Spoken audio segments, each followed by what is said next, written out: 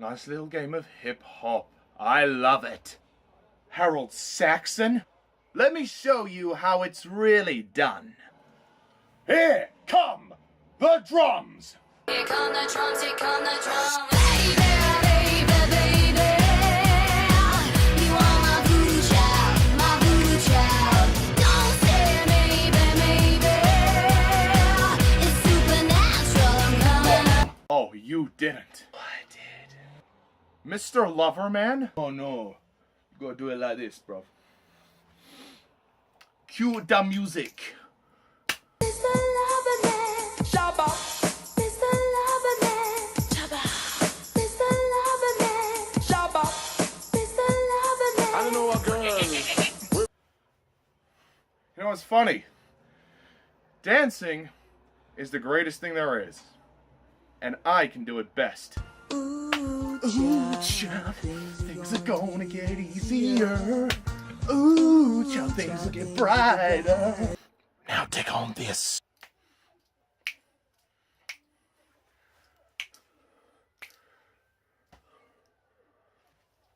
Oh! What the fuck was that for? That was all for her.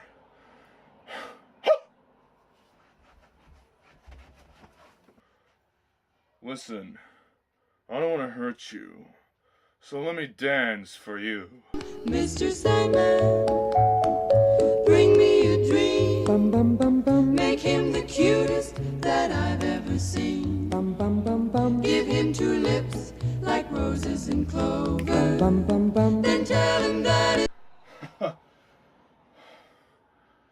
Peter, out of the way. Harry. All right. Bernard, play the music. Yes, sir. Guest, just get some food. Right away, sir. Come on, baby. Let's do the twist. Come on, baby. Let's do the twist. Oh! Take me by my little hand We can use your part. and go like this. Ah!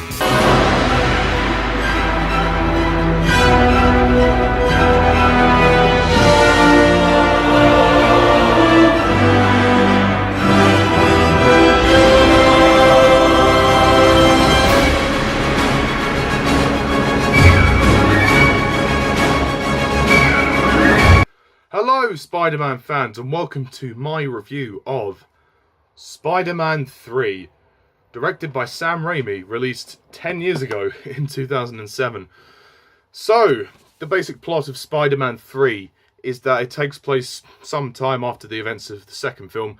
Peter and MJ are now together, and basically quite a lot happens in this one, so you'll have to bear with me. It's quite going to be a big explanation. Peter is planning to propose to Mary Jane, and Aunt May obviously provides a ring for him to do so. One evening, Peter and MJ are sitting in a web, and then later on, this black gloop falls from the sky. Yeah, it is that dumb, I'm afraid. And attaches itself to Peter's bike and goes into his apartment with him. And then, Mary Jane gets let go from her play. Peter's a bit of a dick about it. They're holding this big ceremony for Spider-Man, giving him the key to the city for saving Gwen Stacy, who's in the movie for some reason. Eddie Brock has recently just been hired by the Daily Bugle as a new photographer, so there's a rivalry there. What else is there? There's also the Sandman and his plot. He's trying to help his sick daughter recover, so he's committing crime and stealing money to help her. He's an escaped convict on the run. And Harry Osborn is seeking revenge for the death of his father still, and is going after Peter. And then he suffers from amnesia. He gets a knock on the head, and then his memory goes until later on in the film, where he tries to split up Peter and MJ. And Peter has to kind of deal with the symbiote, which attaches itself to his suit, and he has to try and overcome darkness, temptation, revenge, all of those good old themes of Spider-Man. And if I explain any more, I'm going to get so confused, so we'll just deal with it as that. Okay, So, Spider-Man 3. Sorry about that. Brief interruptions there. Spider-Man 3. This one is going to be an interesting one because it is universally hated by the critics and the fans, or most of them. In my humble opinion, I think this is a good, adequate, decent ending to the trilogy, but it's nothing more. It is nowhere near as good as the first two, but you know, it's good enough. It'll do. I think I don't think it's as bad as people make it out to be. The biggest problem of this movie stares me right in the face. It's the script. The fact that there's just way too much going on in this movie, and it's overloaded. It's overcomplicated. It's overstuffed. I mean, it's a bit messy, really. But it's an enjoyable mess. I can say that much. It's an enjoyable mess. But a lot of the aspects of this plot you don't even need. And also, first of all, let's start with the villains. The three villains. Well, the problem is, it's not clear who is the main villain. Because there's three of them. And it gets complicated as to, you know, their motivations. I mean, they're lazily written in this movie. Sandman is interesting, but he's not really a villain. He's just somebody who's trying to provide for his daughter. I feel like he was just thrown into the movie, and then they had to forcefully connect him to the Uncle Ben death. Otherwise, he would have no place in the movie. Other than that, he has no connection to the story whatsoever. So I would have removed him completely. Venom was thrown in there for the studio. I'm not gonna blame Sam Raimi for that because that was the studio's problem. And then Harry Osborn is the new Goblin. He's in the film as a villain very briefly. For about 3 scenes, and then later on he turns good and he helps Peter in the end. So it's not really clear who's the main villain, and that's sort of a problem for me. I mean, there are nice themes here, there are nice ideas. It's a bit of a darker film, and Peter's dealing with the themes of temptation, revenge, you know, and all of that, because of the black symbiotes. I mean, it's a cool idea, but the way it just comes into the film is so lazy. It basically just falls from the sky. Is that it? You couldn't have thought of anything else? Anyway, let's get on to the characters. The characters, Peter Parker, or Spider-Man, in this movie, Tobey Maguire, he gives a good performance here. I don't think it's his best performance of the trilogy, but it's a good performance, and it's nice to see him do something a bit different. He's giving a bit more range. Obviously, he's trying to play a darker side to Peter, as well as the sort of the normal side to Peter that we know from the first 2 films. Kirsten Dunst as Mary Jane. She's good as well. Mary Jane, she's, you know, I kind of feel sorry for her in this film, actually. She's a bit down on her luck. She's a bit repressed by the success that Peter's getting, and the fact that she was kicked out of her show. She just wants attention. She just wants to be loved, and he's not there for her. So her character is very interesting. But again, it's the cliche of having to save her at the very end. You know, in every single climax, you know, she have to be saved. I mean, it looks that way. It does annoy me a little bit, that I must say. James Franco's Harry Osborn. He's good in this movie. He's obviously taking on a bit more of a villain role. But he's also a good guy as well. The whole amnesia plot, it's just ridiculous. Like, either have him as a good guy or a bad guy. The film can't make up its mind what to do, so it goes back and forth between the two, and it's not clear what's going on. This movie's a bit of a mess. It's just like, you know, I mean, I still think there's good enough in here, but that aspects of the plot are just messy, and it's written poorly compared to the first 2. But James Franco's performance is nice, and it's obviously his final performance, so he does deliver, and his death is, Harry's death at the end is very sad, and it's sort of the emotional resolution of the trilogy. I'll delve more into it in a bit later. Thomas Haden Church as Sandman, he's alright. The character didn't have any place in the story whatsoever, other than that he was connected to the Uncle Ben death, which felt very forced.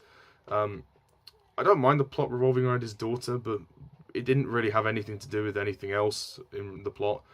Although one scene I really did like with Sandman was the birth of Sandman, when he rises from the sort of the research lab place, the testing area, and he's covered in sand, and the music there is beautiful. And he looks at the locket and he stands up and, you know, he rises. I thought that was a beautiful scene. Very well directed, very well done. At least Sam Raimi can direct really well. I'll give him that. And then Eddie Brock as Venom. Topher Grace, I think, was probably a bit of a miscast. He's not terrible, but he's just... It's not Eddie Brock. It doesn't feel like... He's very... He comes across as a bit of a wimpy, sort of sissy. Like, when he tries to be threatening towards the end, when he's like, oh, I like being bad, it makes me happy. Like, it just comes across as really, like, as if. Like, I can't take him seriously as Venom. I can't take him seriously. Like I say, he's not terrible, but his performance doesn't interest me whatsoever. The visual effects on Venom are quite good, even though Venom's in the film for about 20 minutes, if that. Also, why was Gwen Stacy in the film at all? Other than to serve another character in the love triangle, like what was the point of her? She didn't do anything, and I mean, Bryce Dallas Howard plays her well. I'm not gonna diss Bryce Dallas Howard because it wasn't her fault. But Gwen was just so forced. I mean, the whole love triangle stuff. It's like, no, not again. We've already had 2 movies of Peter and MJ being on and off. Now this movie, finally they're together, and then there's more stirrings. It's like, oh, come on, guys, just get over it. Please stop this. You have everybody revolved in this love triangle, like Peter, MJ, Harry, Eddie, Gwen, all of these characters involved. The story is... I don't even know what the story is. I don't know if the film knows what it wants to be about, really. It's got so much going on that it's hard to tell what the story is. Obviously, the main sort of narrative I can assume is the idea of the black symbiote and Peter dealing with the idea of revenge and sort of temptation and turmoil, and all of those themes. But like with the first 2 Spider-Man movies, there was a clear narrative. There was a clear narrative. It made sense, and it was easy to follow. This, it's like, I have to really look to connect the dots. I don't know what the fuck is going on in this movie. It's just a bit of a mess, which is a shame. I don't think it's a terrible film, as I've said. I think that there are entertaining moments here. The problem is, this movie, there's another problem as well. The tonal shifts of this movie just don't work. I find that the lightheartedness in this film doesn't work. I was okay with the campy stuff in the first 2 because it was a homage to the comics. This was taking on a darker story and it was doing darker themes. But then you try and combat that with the dancing. That doesn't work. That really doesn't work. The whole idea of the I mean, I'm okay with Peter kind of strutting down the street. That was all right. That was fine. That was funny. But then the jazz club scene. No, that was too far. You didn't need that. That was too far. That was too much. Like I said, there's no clear narrative. Like, there's so many different subplots that keep going on, and it's kind of hard to follow, really, which is a shame. So most of the film, I'm sitting there going, what am I supposed to care? What's going on? I really don't know I don't know what's going on now. But, for all the criticisms I have, there are some good things. I think the action sequences are amazing, helmed really well. The first action scene with Peter and Harry is nice. That's really cool, before Harry loses his memory. Particularly the fact that Peter's just not wearing the suit for once. He's just in his own clothes, which is a nice change. That's refreshing. Peter has a good couple of fights with Sandman, individually. And then the climax is amazing when Harry and Peter team up to take on Venom and Sandman. I think that's a great epic battle in the construction site. That's really cool. So the music score is really good by Christopher Young. I think the music is awesome, and obviously some of Danny Elfman's themes are retconned here, which is nice.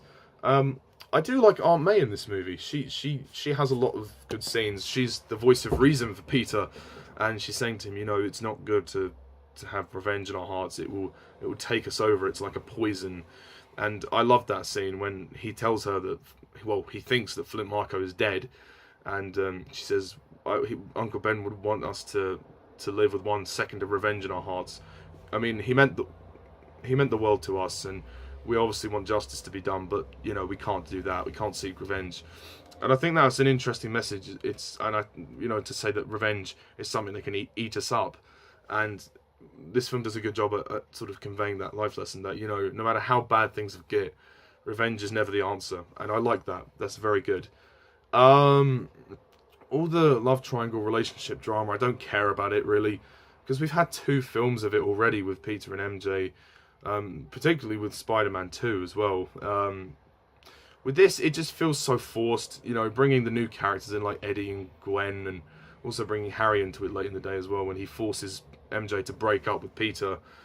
It's like, come on, can we do something else now? Can we focus on the main story? If there is a main story. I'd love to say that this movie is better than it is, but I just can't. There are some nice little moments with Mr. Dickovich as well. He's the landlord of Peter's apartment, and his daughter obviously has the hots for him.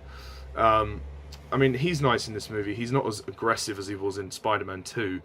And there's a nice scene with him and Peter when he apologizes for ranting about the door, which I thought was nice. Also, the movie's pacing is very off. For me, this movie dragged quite a lot, particularly during the middle. It's way too long. It's nearly 2 hours 20 minutes, and it feels long as well. You really feel the length. It's way too long, and I think a lot of this movie could have been cut. There are sections when just not much really happens, and you know, there's just stuff, you know, a bunch of stuff happens, but nothing really integral to the plot actually happens. Sam Raimi's direction is good though, I'll give it that. Sam Raimi at least directs the movie well.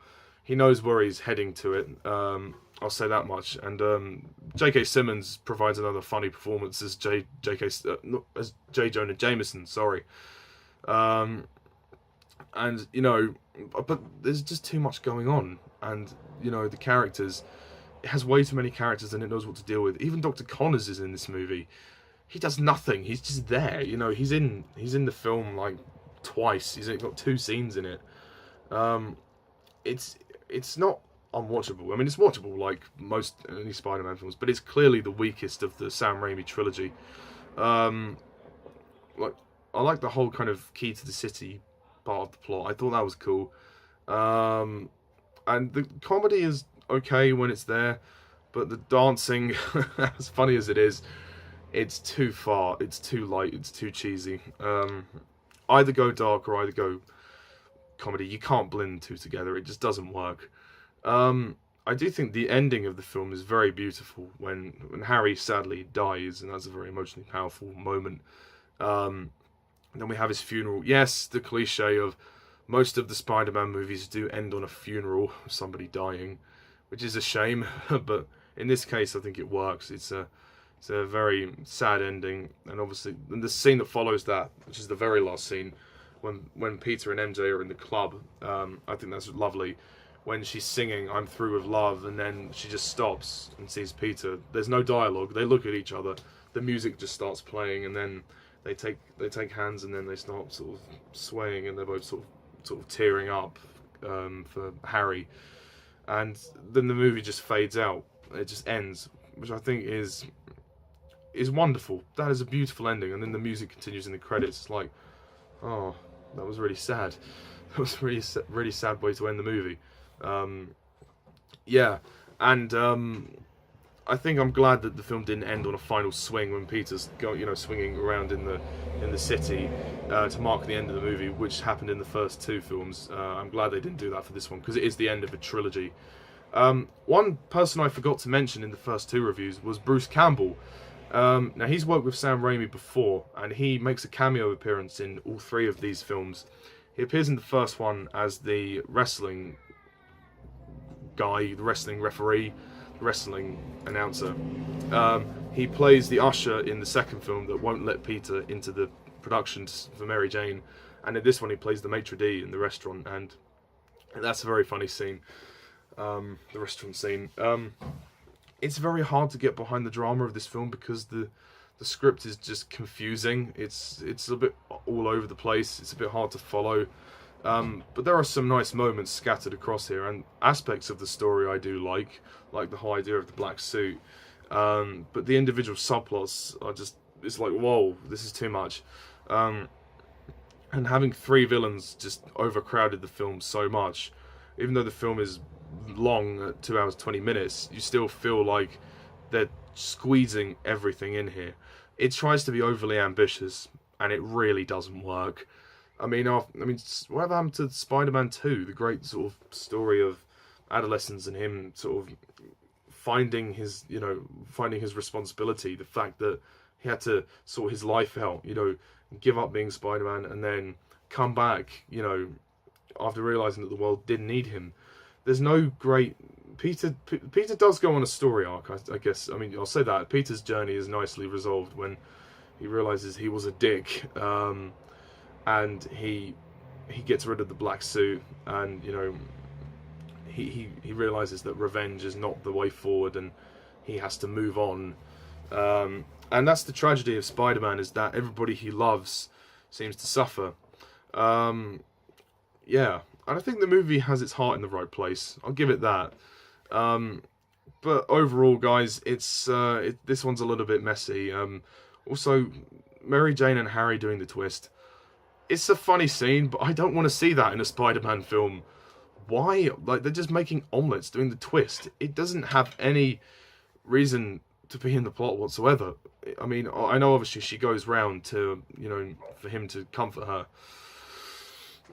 It's just a waste. And obviously Willem Dafoe's cameo is nice and appreciated. There's a great fight scene actually in Harry's mansion when him and Peter are fighting, and there's a great couple of lines when he says, "I protected you in high school and now I'm going to kick your little ass. Ooh." And he goes, "Ooh."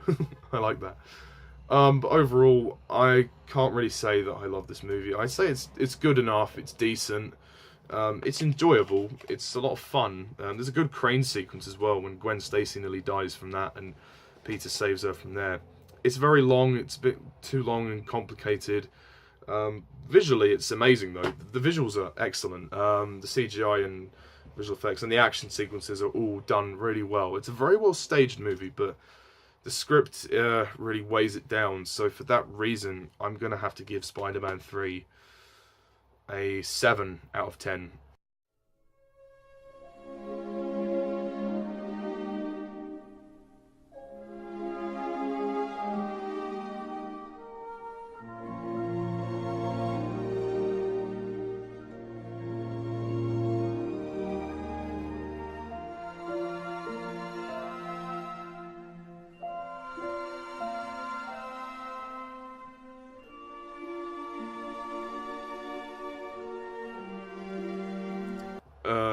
A very respectable 7 out of 10, because it is enjoyable. It's a good film, I can't deny, but nowhere near as good as the first 2. So that's really it, guys. That's my review of Spider-Man 3, and that's the end of the Sam Raimi trilogy. Shame that they couldn't go out on a stronger note, but oh well. Overall it's a good trilogy. It's really good. Just Spider-Man 3 drags it down a little bit. Also, what the hell was with the ending with Sandman? Like, we never get any resolution with his character. We don't know. Did he actually cure his daughter? Did he not? No, he just flies off at the end. Come on, Sam Raimi. You can just give us something, please. But anyway, there's also some interesting black and white scenes when they show visions of Uncle Ben's death. Like, Peter's vision of it when Flint Marko takes him out the car and shoots him. That was quite dramatic. And also the very end of the movie when he basically says to Peter, "Oh, it was an accident." We're like, oh, so this whole time we wasted our time and now we just discover it's an accident. Oh, well, that was underwhelming. But, oh well, I'll go with it, I'll accept it. But they could have found a much more interesting way to close it off. basically it was an accident. So, yeah. Makes you think nothing of it, really. So yeah, that's really it, guys. Spider-Man 3. What do you think of this movie? Put your comments down below. Let me know. Thank you for watching the review and sketch. Stay tuned for my review of the reboot of this series, The Amazing Spider-Man, released in 2012, only 5 years after this, and starring a new Spider-Man, yes, Andrew Garfield. This is it for Tobey Maguire. He's done now. He's had his trilogy. So now we move on to The Amazing Spider-Man duology, because there's only 2 films. So, until then, thank you guys for watching, and as always, I'm Mr. TARDIS11. See ya.